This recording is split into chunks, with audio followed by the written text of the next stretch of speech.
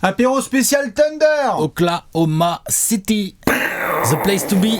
C'est the place to be en ce moment, Oklahoma City. Enfin, the place to be. Si t'es un joueur du Thunder, parce que si t'es un adversaire. C'est quoi que tu fais là? Je sais pas. ACDC. CDC, ouais. Thunder. C'est l'apéro spécial Thunder. Comment ça va, Alex? Bah, impeccable, nickel. Ouais. On va pouvoir parler de Lugensdort. De Chet Holmgren, de Et Shai d'Isaiah Joe. Alexander et d'Isaiah Joe, tous les joueurs qui sont à 200% à 3 points. Vous êtes bien évidemment installés dans l'apéro Trash Talk. On espère que vous allez bien. Les questions du lundi sont posées. Les Allez Café sont de retour. Il y a Léonce à la prod, il y a Alex à ma droite et il y a Bibi dans le petit siège. La saison est bien lancée, ça fait un mois qu'on joue et on a fait des de matchs par équipe environ. Ouais. On a fait des conclusions hâtives. On a fait des retours sur certaines textes qui étaient désastreuses et d'autres particulièrement véridiques. Le Thunder ouvre gentiment, Alex, le bal annuel des équipes qui ont leur propre apéro. Y aura-t-il un curse ou pas? À mon avis, cette équipe n'a pas peur du curse. Cette équipe, elle regarde le curse et fait lol. MDR. Ou XPTDR, c'est comment? Ouais. Bref, ça, vous avez compris. On demandera à la fanbase du Thunder. Vous l'avez, voilà, exactement. Ce qui est sûr et certain, c'est qu'aujourd'hui, quand vous êtes fan justement d'OKC, vous pouvez bomber le torse et flex en arrivant directement au taf ou chez votre boulanger. Je suis fan d'une des franchises les plus fortes sur ce début de saison NBA. Extraordinaire début de campagne de Oklahoma City. On va revenir en loin en large sur ce qui s'est passé. Alex, comme d'hab, on fait un petit point un peu sur où on en est là, au bout d'une quinzaine de matchs, là, 14 matchs. Nos amis d'OKC sont, au moment où on parle, à 10 victoires pour 4 défaites. Son deuxième ex-aequo avec les Nuggets, mais troisième parce qu'il y a un tiebreaker ou quelque chose qui se balade. Mais ils ont le même bilan que les Nuggets, ou je dis des bêtises? Il y a Minnesota qui est en haut. Minnesota, c'est au-dessus. Minnesota, c'est autre chose. Minnesota, attention, l'apéro va tomber à un moment donné. Si ça continue comme ça, les gars, on va être obligé. Et on va faire un apéro, genre Minnesota domine l'Ouest, genre celui-là. Je vais même être encore plus précis. Tout à fait, Alex a raison. Alex m'a dit, est-ce qu'on ferait pas un apéro sur les Wolves? Et j'ai fait, ils jouent Philadelphie mercredi, t'inquiète. Attends un peu. Et en plus, ils vont bientôt affronter le Thunder, parce que c'est ça qui va être intéressant à discuter. Sûr. Mais oui, comme tu le disais, il y a Denver qui est un petit peu mieux sur son road trip, et OKC, par contre, sur les road trips, il n'y a pas de problème. 5 victoires de suite, là, ils sont. Mais effectivement, pour mettre dans l'ambiance, si tu veux, tu vas me dire ce que t'en penses. J'ai une petite. On est toujours un peu en retard sur le Thunder. Nous, l'année dernière, on les avait pas vus aussi bons dans la manière et tout. Oui. Là, on a dans les previews, on a parlé d'une équipe qui se met en route et qui a vraiment des ambitions et tout. Maintenant, 6e, au moment où on parle, 6e meilleur rating offensif, 5e meilleur rating défensif, avec la 8e pace. Donc c'est une équipe qui joue relativement vite. Très bon net rating, 41% à 3 points, c'est le meilleur pourcentage de la ligue. Tout à fait. Ce sont des stats de contender. Boum! Non mais c'est vrai ou pas? Ça, je m'y attendais pas. Moi, ça, que le Thunder soit là en train de bien progresser, soit là en mode non mais on va aller en playoff et tout. Là en fait c'est pas on va aller en playoff et tout, c'est juste regardez-nous bien. Là on est en train de se mettre en place une petite dynamique avec ce sont des stats et d'équipe, des stats collectives. Après on va parler des joueurs. Ce sont des stats collectives de contender. Tout à fait. Ils sont complètement en feu. Ils sont complètement en feu à OKC. Et tu sais qui d'autre est en feu en ce moment? Rhino Shield. Ah pardon, excuse-moi. Bien sûr. Mais complètement zappé. Bien sûr. J'étais en train de faire des carrés Alex en mode oublions pas. Ils sont en feu. Le petit point sponsor promo évidemment. En plus, voilà, en plus on a attention, des nouveaux modèles. T'as vu cette transition? J'étais obligé de la faire. Vous le savez peut-être, nous sommes en semaine de Black Friday ce vendredi. Si vous avez des pulsions consuméristes, eh bien n'hésitez pas à faire n'importe quoi, mais surtout si vous avez envie de coques de téléphone, vous les connaissez, les poteaux de Rhino Shield. Ils sont avec nous depuis longtemps. Ils font des coques de téléphone et des collections NBA car c'est un partenaire NBA, Alex. Ouais, ils font des coques de téléphone. Ils font aussi les petites, je sais pas, les cases là dans lesquels tu peux mettre tes AirPods et tout. Bien sûr. Là, toi dans la main, t'as un modèle Spurs. Là, moi, j'ai mis là sur la table, là, en déco, j'ai mis ce modèle Cavs. C'est pas tout à fait les couleurs des Cavs. Par contre, je trouve très joliment réussi. Tout à fait. Pour tout type de téléphone, si vous avez des Android ou des iPhone, si vous voulez vous éclater, ce qui est sûr et certain, c'est que vous le savez, on aime bien faire des punchlines. Donc, je flexais à mort avec ma collection Spurs. Aujourd'hui, je suis content que ce soit une coque incassable puisque mon téléphone part dans le mur tous les 2 soirs. Merci Pop et Sochan. Attention.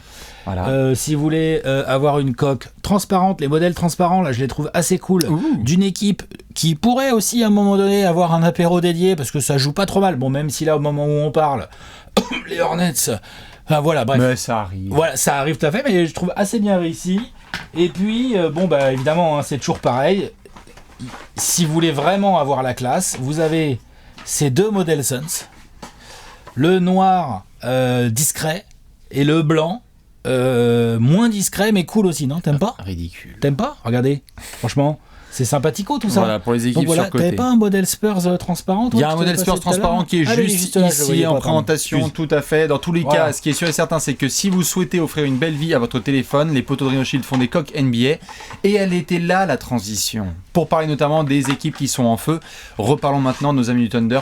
N'oublie pas juste qu'il y a un petit lien. Comme c'était la semaine du Black Friday, les promos c'était un truc de fou furieux là, que ça pouvait descendre jusqu'à moins 55% si je ne dis pas de bêtises.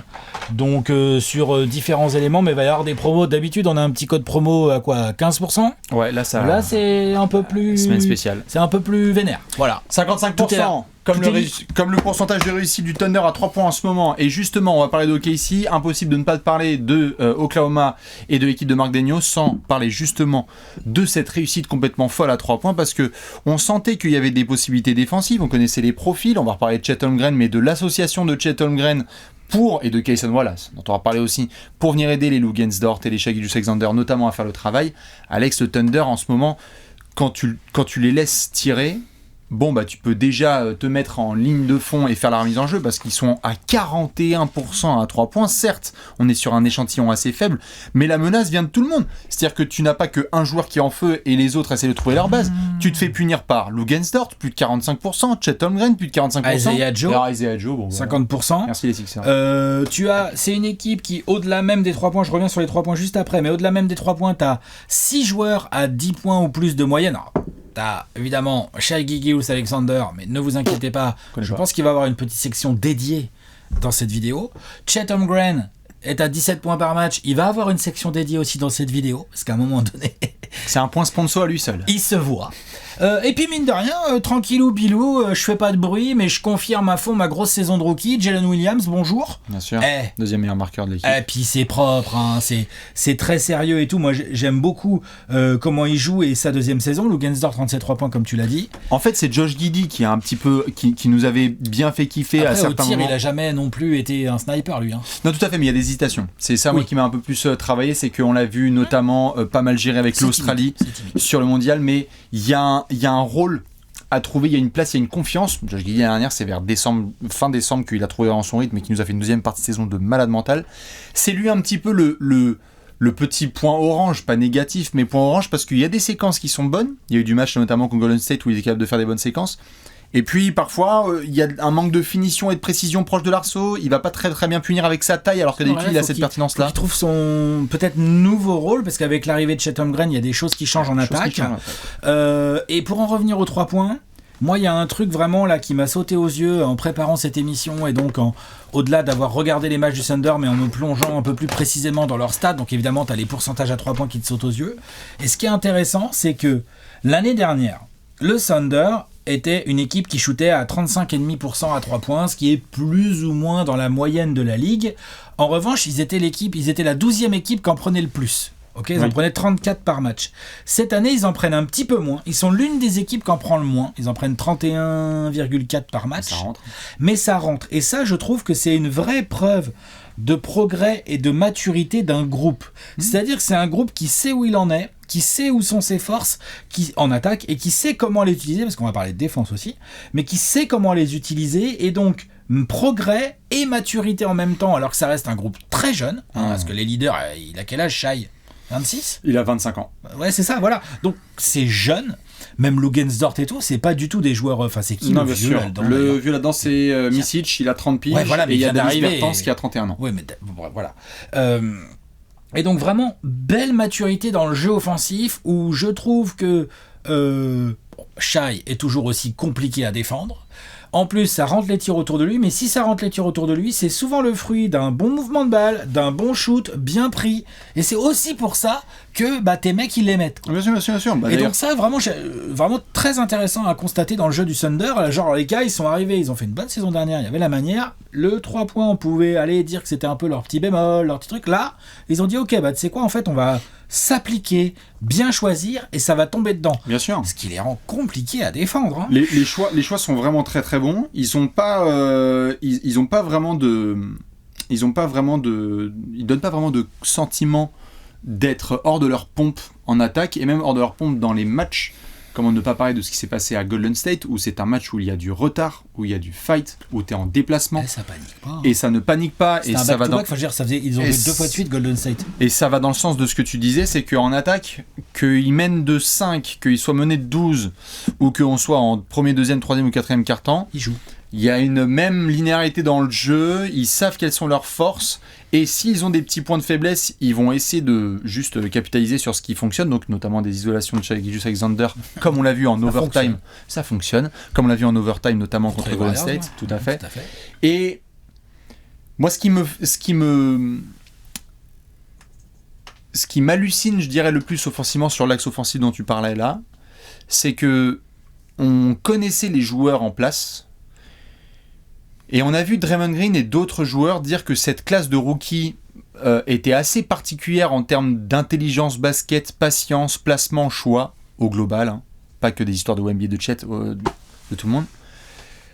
Je suis désolé, quelqu'un qui regarde le basket là et qui regarde Chet Holmgren et Cason Wallace, tu peux pas dire que c'est des mecs qui sont là depuis 6 semaines en NBA. Non. Je suis halluciné en termes de choix et d'aisance pure sur le parquet. Je suis très content que tu prononces le nom Cason Wallace, parce que, évidemment, Chet Holmgren, là, il pique les yeux. Mais Cason Wallace... c'est un des meilleurs rookies de cette QV. D'ailleurs, Marc Daigneault, il s'est pas trompé, il lui file déjà plus de 20 minutes par match. Ouais. Et là où, tu vois, sur le poste d'arrière, on disait, derrière Shai et derrière Giddey, t'as Cason Wallace, en fait. Et Isaiah Joe, qui est un 2. Je trouve Isaiah Joe, c'est ça, Oui, c'est un 2 qui va slider en 2 ou 3. Voilà, c'est un swingman, allez. Et puis Cason Wallace, pareil, les 3 points, en fait, ça va, c'est tranquille, ça rentre. Petit volume, mais il choisit que des bons shoots. Il les met. Est-ce qu'on a encore un mec de Kentucky qui a glissé entre les doigts de tout le monde là, c'est, vous savez, les Devin Booker. C'est clair que les mecs de Kentucky, souvent, il y a Tyrese Maxey aussi, je crois. Ouais, non, mais donc, on a vraiment une équipe qui a passé un cap encore un. L'année dernière, pendant la saison, ils en ont passé un cap, plusieurs même. Là, ils en ont passé, t'as l'impression qu'ils en ont passé plusieurs d'un coup encore. Et c'est pour ça, vraiment, je suis très sérieux. Genre, je dis pas que OKC va débarquer en play-off et casser la bouche de tout le monde, c'est pas du tout ce que je dis. Je dis que sur ce début de saison, cette équipe se comporte comme une équipe en train de se construire une dynamique pour dire attendez les gars, bien sûr. Les Nuggets, si Jamal Murray revient pas, on va les avaler quoi. On va essayer de. Là tu peux totalement gonfler les pecs. Et voilà, c'est ça que je veux dire. Tout à fait. Et autant quand on en a parlé dans les previews, tu mentionnais bien le tir à 3 points, il y avait une stabilité de certaines forces offensives comme Jalen Williams ou Shai Gilgeous-Alexander où tu pouvais compter dessus en année bis là à retrouver. Le jump offensif visuellement est intéressant, le jump défensif est extraordinaire parce que l'année dernière c'est une équipe de milieu de tableau défensif avec 2 points noirs dont on a parlé dans la preview qui sont 1 le rebond et 2 la protection d'arceau. Le rebond c'est toujours pas ça. Le rebond c'est toujours pas ça. C'est ils comme se font ça manger régulièrement. Ils se font manger, ça bouge pas c'est sûr. Ils sont 28e de la NBA au rebond. Le truc c'est qu'ils jouent avec un ailier fort qui à la base est plutôt un 2-3. Jalen Williams, superbe joueur. Tout à fait. Il est devenu ailier fort mais entre guillemets contraint et forcé quoi. Et ça crée des mismatchs de fou furieux mais tout à fait. Mais par contre, ça y est. T'es top 7 de la NBA en protection d'arceau, au contre, ça passe notamment par l'arrivée de Chet Holmgren dans ta raquette. Ça y est, on s'attendait pour Wemby à ce que ce soit facile d'imposer ses segments défensifs et son intelligence de jeu. Chet Holmgren, c'est pareil. Ça fait 6 semaines qu'on est en NBA. Quelle entrée, mais quel impact. Et Chet Holmgren a un impact énorme dans 2 axes qui, moi, me fascinent et j'adore le regarder jouer. 1, il a pas peur. Chet Holmgren, il va se faire postériser la gueule. Toumani Camara lui est monté dessus à 2 mains en tout début de match face aux Blazers. Il y a d'autres gars qui vont lui monter dessus. Mais c'est un de ces mentalités trou de balle qui dit montez-moi dessus parce que vous allez peut-être dunker sur moi, mais les autres fois suivantes, soit vous allez avoir peur, soit je vais vous contrer. Et il y en a plein déjà là qui finissent sur le cul parce que soit ils se font contrer, soit il a une verticalité, patience et intelligence, un combo qu'on voit déjà rarement. Il contre plus de 2 fois par match déjà, bien sûr. Le garçon, hein. Mais ce n'est que 2 contres, c'est-à-dire que derrière l'intimidation qu'il a, et la dissuasion c'est énorme. Et puis les aides, et puis il se déplace bien latéralement, et puis il te change ta défense quoi. Il te change ta défense, c'est vraiment une entrée, un impact de fou furieux. J'avoue que je veux pas dire je m'attendais à ce qu'il ait un impact défensif aussi grand, mais je suis beaucoup moins surpris par son impact défensif que par son impact offensif. Et je parle pas forcément du shoot à 3 points incroyable qu'il met pour égaliser contre les Warriors, mais juste son impact offensif. Waouh! C'est propre, c'est ultra propre. De toute façon, c'est pas compliqué. Ah, vous voulez de la stat avancée? Tiens, regarde. True shooting, 69,7. C'est un truc de mutant. Hein. Jokic est 5% derrière. Jokic. Oui, tout à fait. Il y a personne devant lui, attends, juste, il y a Mo Wagner et Mark Williams, des gars qui prennent des tirs à 1 mètre du cercle. Non, c'est tout à fait. Et il y a lui, même. Il prend des 3 points. Bien sûr. Et même, je l'avais balancé pour ceux qui l'ont vu, qui suivent sur Twitter un petit peu les conneries que j'envoie le soir. Il y a que 3 joueurs qui mettent plus de points par tir tenté en NBA. Il y a Kristaps Porzingis, qui en gros il fait un début de saison tellement aussi, bien lui. intégré à Boston que voilà. Domantas Sabonis, Propre. Le mec, voilà, qui est c'est propre. très propre. Et il y a Giannis. Et sinon, c'est Chet Holmgren, et je crois que le 5e, c'est Stephen Curry. Qui en fait met lui aussi un peu. En gros, Chet Holmgren, on l'attendait sur l'impact défensif, comme l'a dit Bastien, pour aider la raquette du Thunder qui était un peu petite, machin et tout. Ça, on se doutait, on demandait à voir, mais on se doutait. Là, le truc, c'est que, comme on vient de le montrer avec quelques stats, et puis après, il suffit de regarder les matchs du Thunder aussi. Hein. Les 17 points qu'il met, c'est d'une propreté, mais il y a pas de déchets. Extrêmement peu de déchets. Il n'y a pas vraiment de perte de balles. Il n'y a pas de mauvais shoot, ou quasiment pas. Il est propre de ouf, genre à 3 points. Tu peux pas du tout le laisser. Tu fais faute sur lui, l'autre il met 90% de ses lancers, de toute façon, donc comme ça au moins ça c'est fait. Et si tu te ramènes à Golden State, il va se dire je suis le meilleur joueur sur le terrain, il fait une perf stratosphérique, et rien que la tête de Shai Gilgeous-Alexander, comme tout le monde, hein, quand il met ce 3, ils se disent ok, on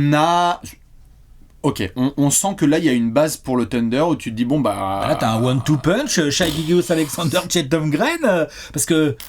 On va parler de Shai Gilgeous-Alexander. On s'attendait à ce que Chet Holmgren donc solidifie la défense, mais en fait, quand t'as Shai Gilgeous-Alexander et Chet Holmgren, t'as déjà une bonne base défensive. C'est pas des stars qui jouent que l'attaque, ça. Hein. Ça, c'est des stars qui sont hyper forts en attaque et qui ne rigolent pas du tout de l'autre côté du terrain. On a vraiment 2 joueurs two-way hyper forts. Tout à fait.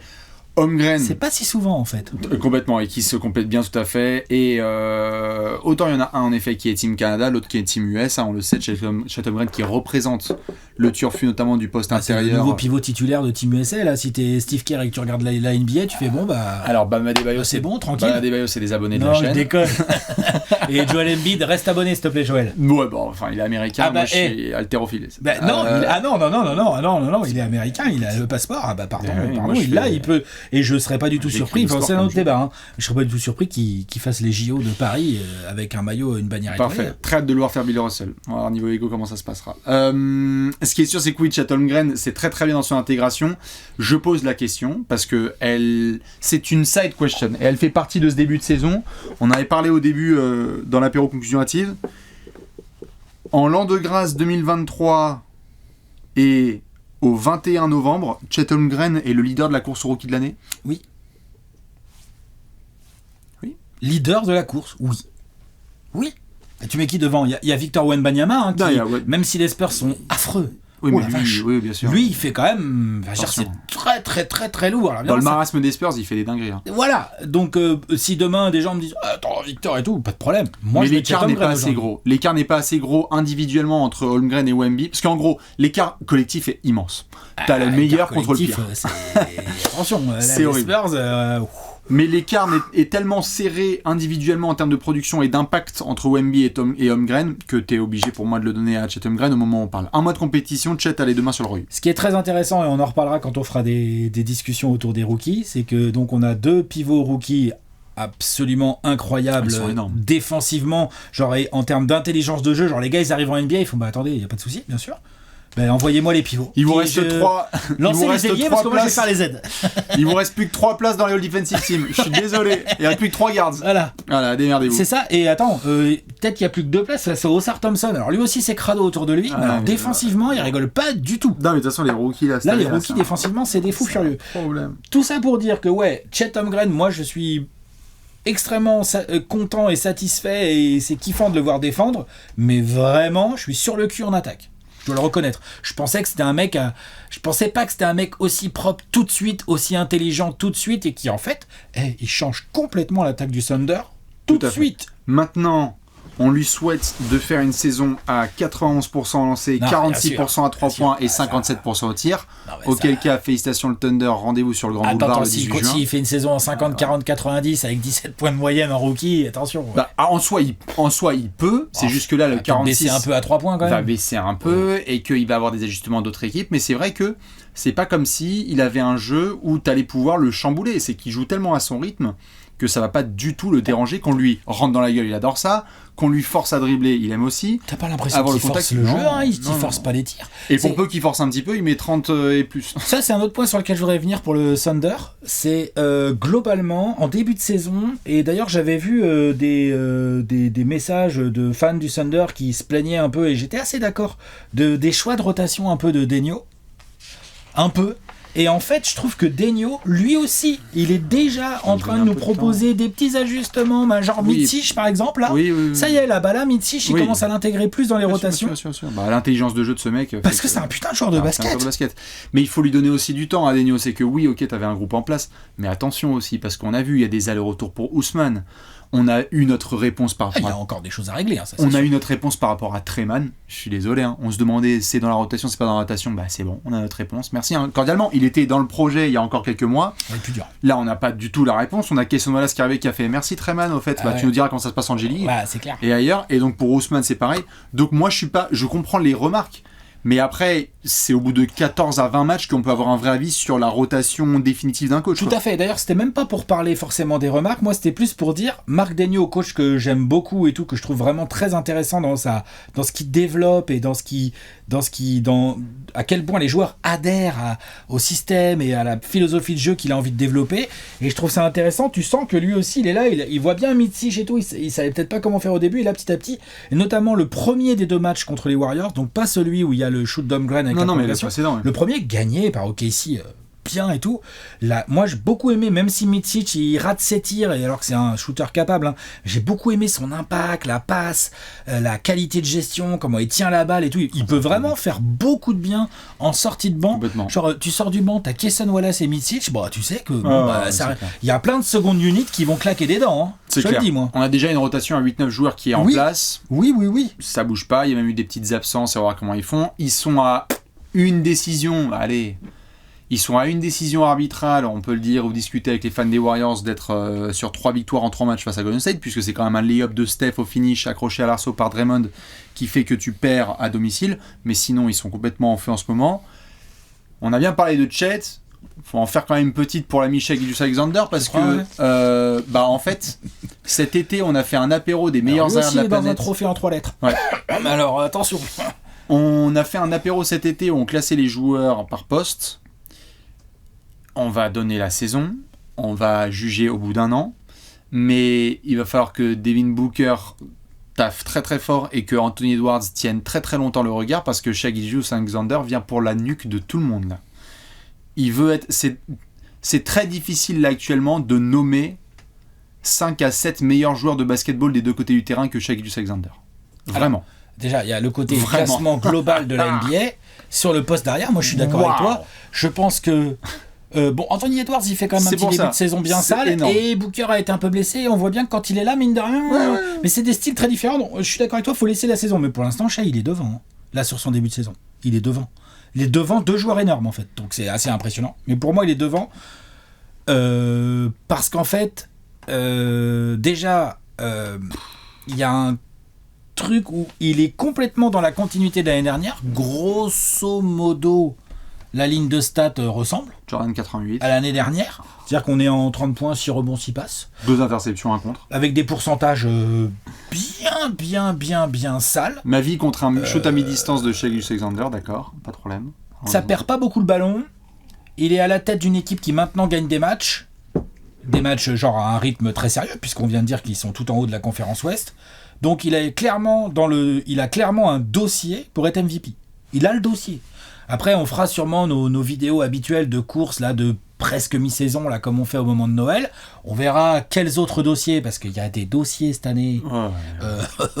Il y a beaucoup de dossiers, en fait. C'est-à-dire qu'il y a des gens, tu croyais pas qu'ils avaient un dossier. Il y a des gens, ils sont grecs, et tu croyais plus qu'ils avaient un dossier. Puis en fait, là, depuis 10 jours, ils ont dit, j'ai un dossier. En fait, j'ai un dossier. Et je dis grec, mais j'aurais pu dire serbe. Enfin bref, je pourrais dire slovène aussi. Tu peux parler toutes les langues que tu veux. Je peux parler toutes les langues que je veux, sauf peut-être trop l'anglais. Mais bon, bref, ça c'est un autre sujet. C'est américain. C'est un autre sujet. Quand même, tu peux. Ah ouais. Y a qui? Bah quand même, hein. Pas commencer. Tu vas t'attirer les fans de Boston quand même dans le dos. Oui, c'est vrai. Doucement avec Tatum. C'est vrai. Tatum, tout à fait, il a un dossier. Non, il a un gros dossier. Tout à fait. Puis Anthony Edwards aussi, il va. Il est quand même, pour moi, un cran en dessous. Mais Tatum, il a très. Encore, après Adebayo, Tatum, c'est des abonnés de la chaîne, Alex, tu commences à. Ouais, mais ils vont se réabonner quand on fera l'apéro Celtics. Voilà, exactement. Non, mais voilà, donc, entre guillemets, pas impressionné vraiment par le level, le niveau de jeu de Shai Gilgeous-Alexander. Il est complètement dans la continuité, lui, de l'année dernière. Ouais. Ce qui est impressionnant, c'est le côté. Maintenant, il a la cible dans le dos. C'est-à-dire que maintenant, ça y est, il y a de la prise à deux, il y a le gros défenseur sur Shai Gilgeous-Alexander. Il en a rien à faire. Il s'en fiche. Il s'en fiche. Après, si on veut chercher des bémols, c'est pas si facile d'en trouver. Peut-être, entre guillemets, cette année, il s'appuie un peu trop sur ses pull-up jumpers mi-distance qu'il adore et qui rendent beaucoup, c'est pas ce que je dis, mais de temps en temps j'aimerais bien aller le voir utiliser encore plus son côté crafty athlétique pour prendre plus de lancers par exemple, non mais je cherche, je fais la petite bête un peu, tu vois, j'aimerais bien le voir, je sais pas combien de lancers, t'as les stats sous les yeux, il en a que 6 pour le moment par match. Pour moi ce mec là il sera à 8 ou 9 lancers par match, presque je préférerais quoi, ça pèserait plus sur les défenses. La dernière il est à 11, ça va monter.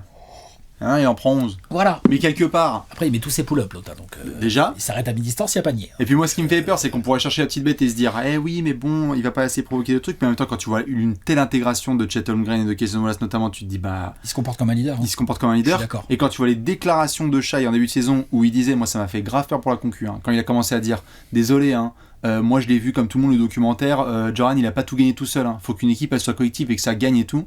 Quand il a commencé à parler comme ça, je me suis dit, attends, ok, il a vraiment bien compris comment ça doit se passer. Et donc, du coup, même quand il y a des fins de match à Sacramento, par exemple, ou le gros match contre Steph et le Thunder, où il y avait, c'est Lou Gensdort notamment qui est en feu, mais bon, c'est surtout le match à Sacramento où tu peux te dire, allez, Shai, take over. En fait, moi, j'ai eu le sentiment que souvent, il se disait, c'est une saison longue. Il a raison. Et il va falloir que je mette en confiance mes coéquipiers parce que sur la durée de la saison, ça va me rapporter des fruits. Et là-dessus, je trouve qu'il a une maturité qui est assez extraordinaire. Et il y a le côté mise en confiance. Et il y a un deuxième côté que j'aime beaucoup. Et c'est valable pour Shai Gilgeous-Alexander, mais c'est valable pour les autres jeunes, environ 25 ans, qui sont en train de prendre le pouvoir en NBA en ce moment.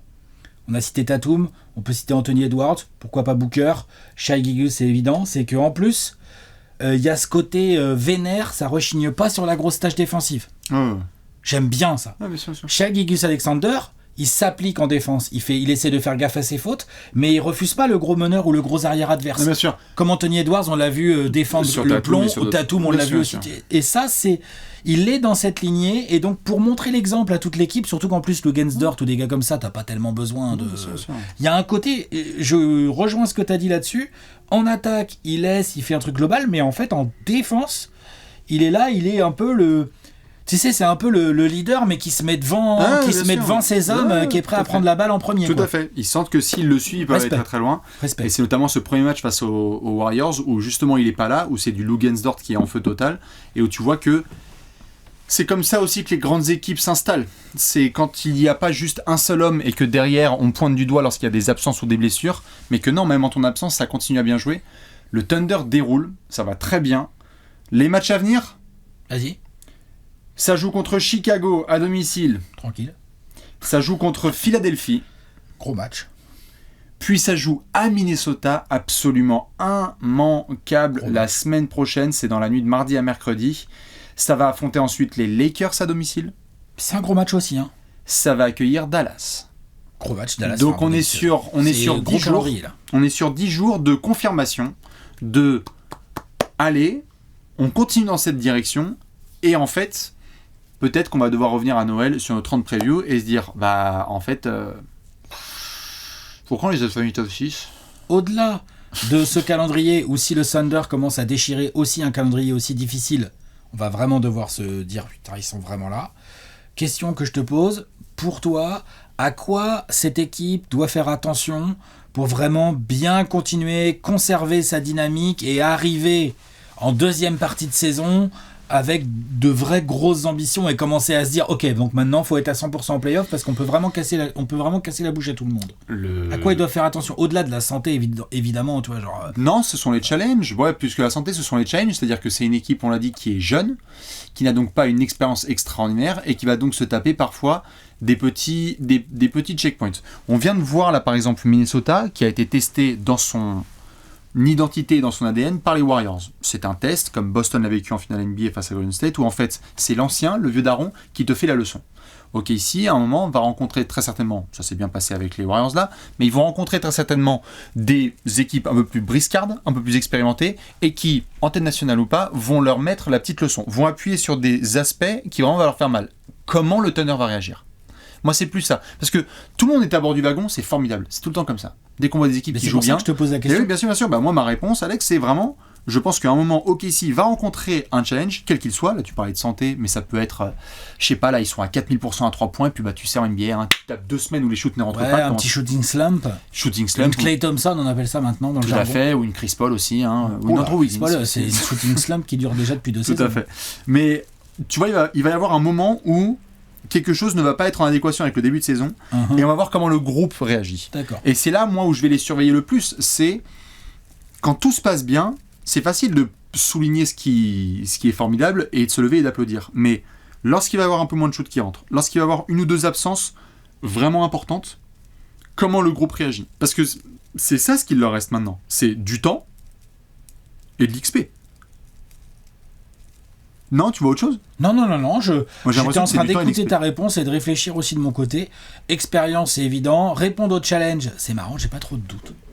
Genre, je pense que même s'ils prennent des claques dans la bouche, ils vont se relever. Ce groupe va se relever. Et moi, je veux juste le voir, en fait. Ouais. Après, c'est peut-être aussi la discipline mentale pour enchaîner, parce que ça va un peu avec l'expérience, pour enchaîner les performances tout au long de la régulière en comprenant bien que c'est ça qui va leur permettre d'arriver en play-off avec une grosse dynamique.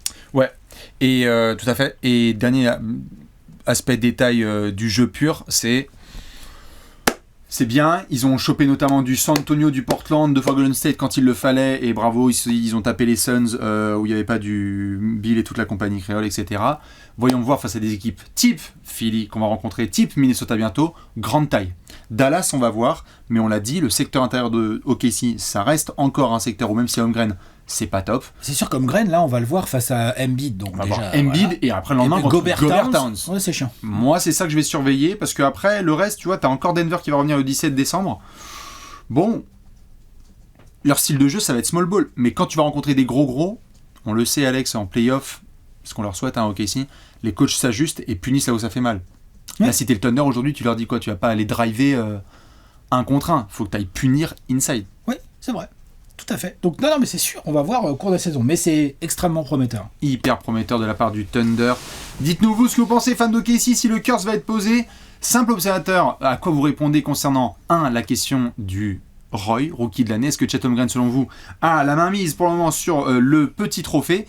Et puis n'hésitez pas comme d'hab à aller checker ce qui se passe chez Rhino Shield sur cette semaine de Black Friday. Si vous n'avez pas les pourcentages du Thunder à 3 points, vous aurez les pourcentages de réduction chez Rhino Shield. C'est pas mal déjà. On est bien ? On est bien. Allez, à très vite sur la chaîne YouTube Trash Talk. Ciao.